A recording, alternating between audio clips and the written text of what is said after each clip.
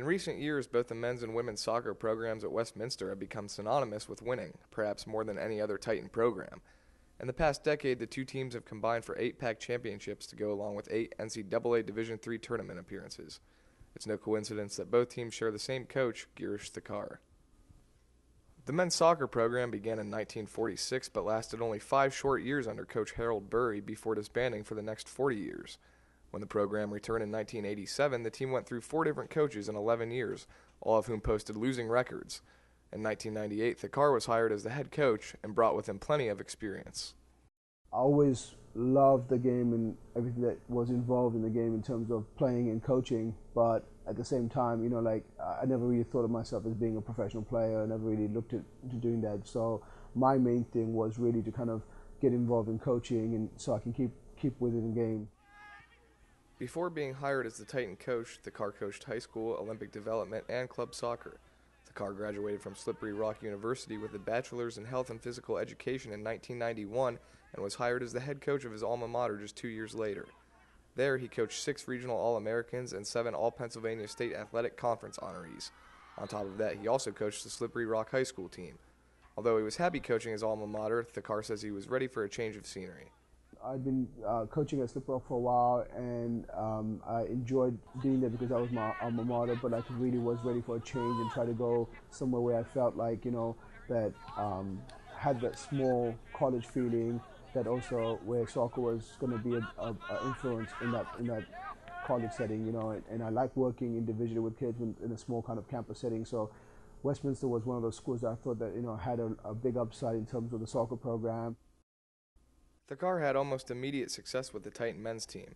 In 2000, he led the team to a 14-4-1 record. It was the first team in school history to reach the double-digit mark in wins, and the team also set school records for goals, assists, fewest goals allowed, and goal differential. It took Thakar just 3 years to get to that point, and the team would never look back. 2002 may have been the year where Thakar made a permanent impact on the school's soccer programs. Before the season, he was asked to coach the women's team on an interim basis. He agreed and proceeded to lead them to a 16-6-2 record, won the PAC championship, and qualified for the NCAA tournament. The word interim was quickly removed from his job title, and the team also qualified for the NCAAs the next 3 years. Overall, in his first 8 years as the women's coach, Thakar posted a 120, 46, and 15 record, good for an astounding .704 winning percentage. The men's team was just as strong in 2002, finishing with a 16-4-2 record. They also won the PACs and qualified for the NCAA tournament and set 2 more school records in the process: most shutouts with 12 and consecutive wins with 15.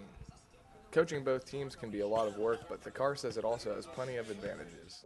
In some cases, it's nice because, we do travel together. A lot of the things that we do, we share together in terms of like the facilities, the traveling, the recruiting aspect of it can be very similar because when we go watch games, the tournaments, etc., we're recruiting both men's and women's players.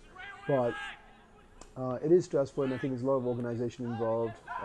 There's also good assistants you have to have, and I'm fortunate I do have an assistant for both men's and women's team that really make a difference in terms of little things that they can do to make things a little bit simpler for me. Although many coaches may have problems evenly distributing their time, Thakar's players say that's never an issue with him.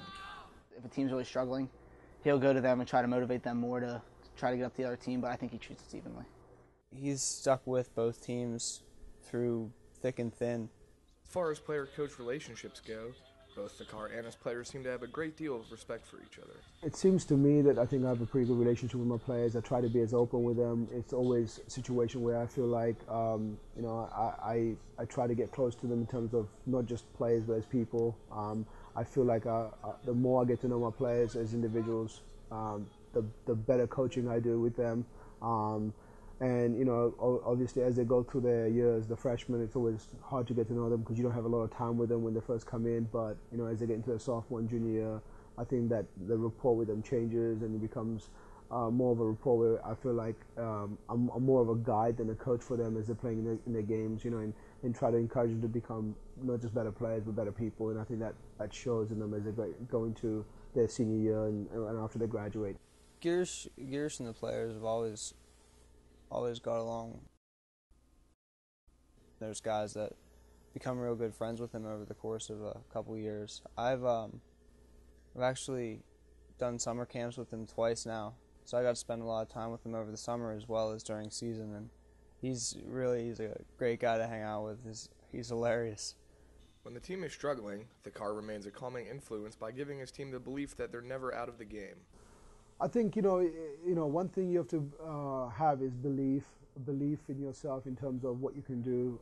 You have to instill that belief in the players that that if they keep playing well, they keep doing the things they do, things will happen. Combination of that, you also have to show them in practice that they can still achieve those things. So you have to adjust your practices and look at the things that you're not doing very well, where they might be, if you're not scoring goals, why is it that you're not scoring goals? Is it because they're not taking enough shots? Is it because the shots are going wide? Is it, what way, and try to work at practices with those things to see that they can have success at practice, and hopefully they'll continue doing that at games. He's very, very level-headed in that he doesn't get worked up when things are not quite going the way that he wants them, and his knowledge of the game is impeccable. Obviously, he's very experienced and he knows a lot about it, and he can convey it to us in a way that he wants us to understand it. Cody Hainsey says he would encourage any high school soccer player to look at Westminster. My time here has been the best time of my life, and the team itself has been the best team I've ever played on in any club or high school or anything, because we spend so much time together and we are so close, and the team chemistry on this team is just amazing.